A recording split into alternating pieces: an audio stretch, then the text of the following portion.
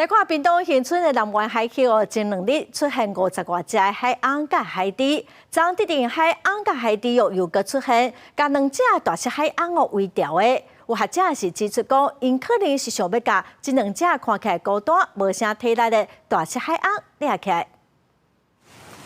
海边出现真大的海翁鱼尾，互民众拢真欢喜。屏东恒春的南湾海域3月31日出现2只目测体长大约12公尺不等的大隻海翁，周边阁有真侪疑似海猪科内底体型前3大的卫虎鲸30-40只有吧，一年可能遇到1次，可是都是1只2只搁浅的。金鱼看起来的活力不高，如果海豚靠近金鱼多一点的时候，金鱼都会拍尾巴，可能就是要把它们赶走吧。大隻海翁已经真久无出现伫恒春附近的海域，互畅水客也是游客拢真欢喜。资深的船长表示，过去定定有海翁为着钓鱼仔出现伫恒春沿海。港外啊2条石头，遐都有啊，下一摆到遐就对啊。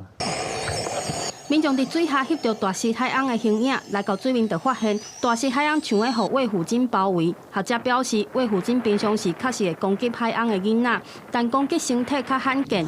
怀疑2只大隻海翁可能是体力无够的个体，甲伊的朋友游得比较慢或体力比较不好被盯到，因为他们很聪明，你换气我也要换气嘛。要起来换气的时候，它整只大只把你压下去，不让你换气，就让你呛水，让你身体越来越弱。 我觉得行为确实是有点像。现场卫虎鲸大约有2群，总共50几只。学者推测可能是族群食物的需求较大，才会选定围捕大隻海翁。嘛呼吁游客甲水上活动的业者唔通越过，以免惊扰海翁海猪。